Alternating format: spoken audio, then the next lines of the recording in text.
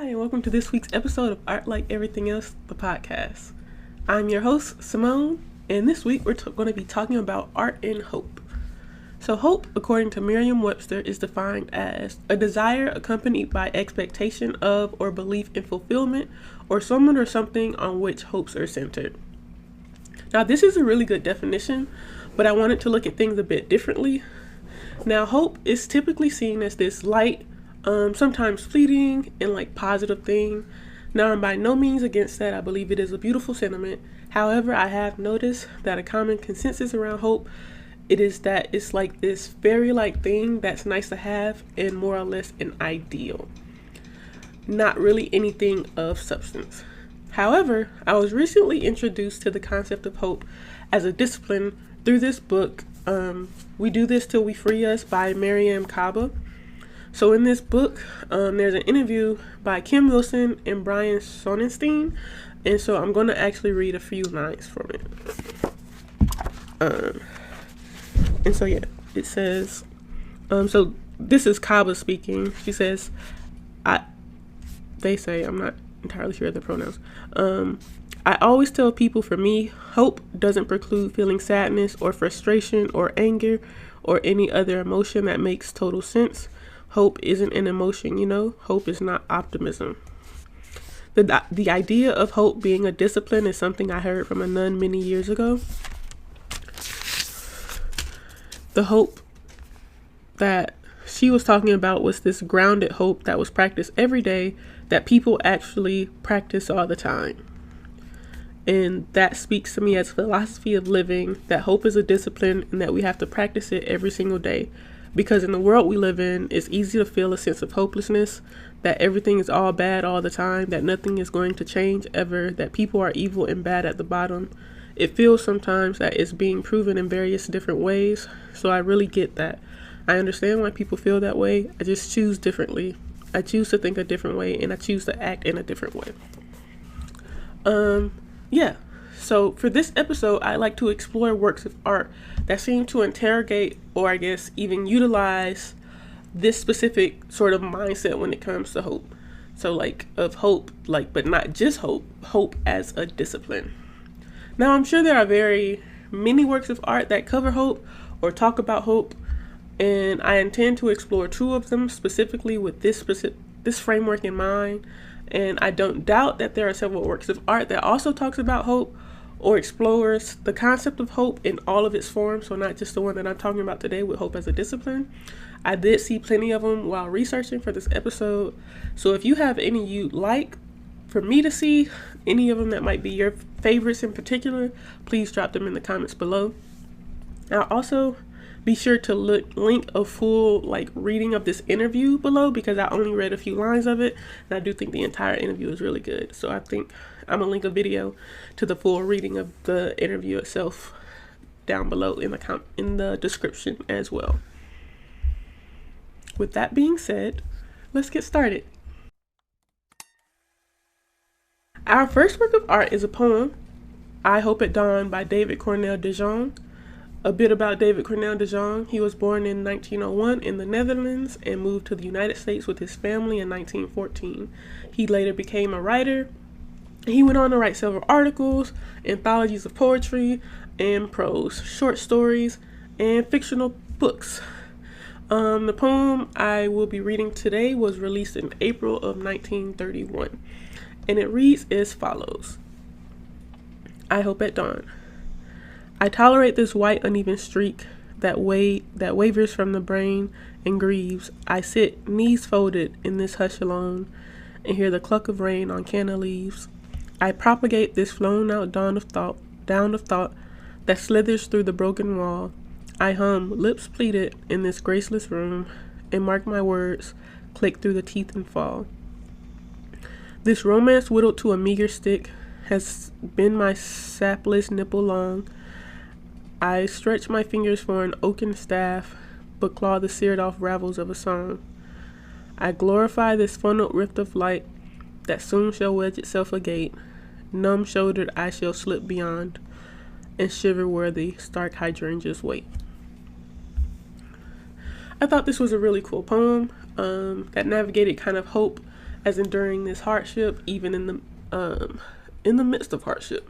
It's like just hope as this enduring. Our next work of art is actually the solo debut album of JHope, a member of the K-Pop group BTS. This album is called Jack in the Box and was released in the summer of 2022. Now, this album takes inspiration from Pandora's box.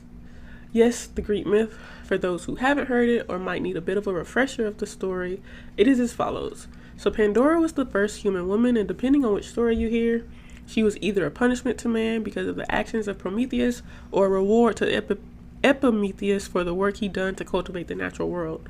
It is believed that Zeus gave Pandora a box or a jar, depending on what you're reading, as a wedding gift that was not to be opened.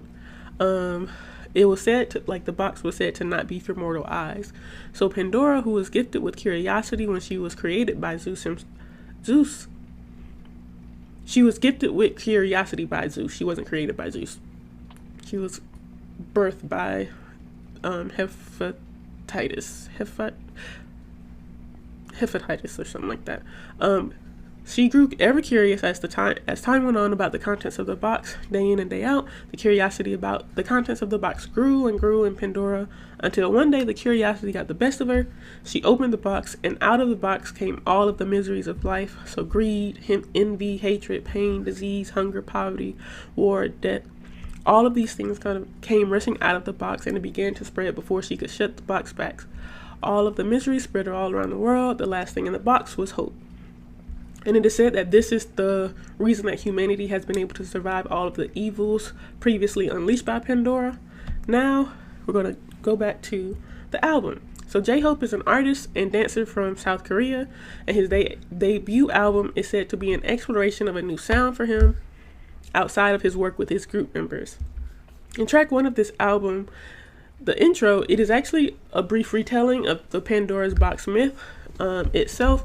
So kind of just a bit of the story that I mentioned previously. Track 2, aptly called, it was called Pandora's Box, and it talks about the need for hope and how he is that and how he plans to embody that, as its name would suggest. In track 3, More, the first single for the album, JHope talks about wanting more than what he has achieved, so wanting more than what he's already had. On track 4, Stop, he talks about the realities of what facing a world filled with darkness could do to people. He talks about how there are no bad people in the world. There are people who are the outcome of realities that come from tough upbringings and bad living situations. On track 5, Equal Sign, he talks about how everyone is equal and that no one is better than anyone else. Track 6 is just an instrumental.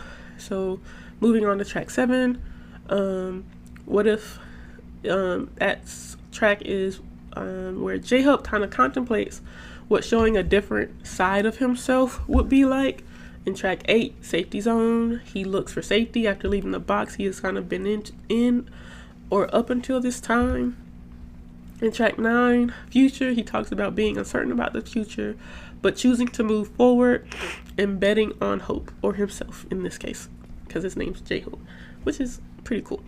In track 10, the last track of the album, Arson, is JHope setting forth to be the light at the end, to choose to keep going and to see where his steps take him. I really like the ways that this album used its inspiration from the myth of Pandora's box to give a unique twist or rendition of the story, especially utilizing himself as like the character of Hope. I find it incredibly fascinating to see hope in this way, the way of it being inclusive of sadness and frustration and persisting, as was shown in these works of art. In the poem I Hope at Dawn, David says, I tolerate this white uneven streak. I sit knees folded and hush alone, giving the image of enduring or persevering through with hope. Just as within JHope's album, over several songs, he talks about the struggle in the world, acknowledges hardships that both he and others likely face, as heard in songs Stop and Equal Sign. I think just as Miriam Kaba said about hope being a discipline, being a necessity is important. It shows up, especially in the world we live in. It is very easy to feel that sense of hopelessness. It is easy to give up in the face of like seemingly never-ending hardship. And I feel like both works of art kind of addresses this. In I Hope at Dawn, David DeJong kind of throughout the poem talks about the hopelessness he experiences and still chooses to hope despite that. So in lines like, I hum lips pleated in this graceless room and mark my words click through teeth and fall, he's kind of expressing just like this hopelessness, like almost seeing like the things he's saying not mattering. And then JHope kind of talks about or displays at least similar emotions in tracks like in Safety Zone and Future, where there's uncertainty about the future, but like wanting to choose to do what's going to be best for them regardless of the circumstance or lack of comfortability or lack of like safety that they might be used to by being in like one specific area. Something I really liked about both of these works was the way hope itself was depicted. So often hope is seen or alluded to as this light, fairy-like thing, like optimism, essentially, which is actually why I really like JHope's interpretation, or maybe the better word is like rendition of hope, especially as it relates to the myth of Pandora's box. His album evoked the imagery of hope as a soldier, or hope as someone fighting and pushing through the darkness that was unleashed onto the world, instead of like this little thing to hold on to as like the myth would sort of suggest. It goes really well with hope as a discipline and something to practice continuously, as discussed by Miriam Kaba. I definitely recommend you check out the documentary where JHope kind of does get to go into detail about his process behind the album, if you haven't like checked it out already. Now, I'm not promoting Disney because they're on the BTS list, but that is where it can be found. Warning though, for those who may be photosensitive, you won't really get to enjoy most of the musical performances because of the flashing lights. I am photosensitive, and so it was kind of unfortunate, but overall, like I would say the documentary was really cool, and I would still recommend watching it if you haven't checked it out. In the poem I Hope at Dawn by David Cornel DeJong, it depicts hope as a light, but not just any light, but as daybreak.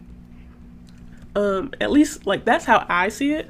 It's almost like hope as this inevitability, as something that needs to be done, not even just needs to be done, but will happen and is to be endured.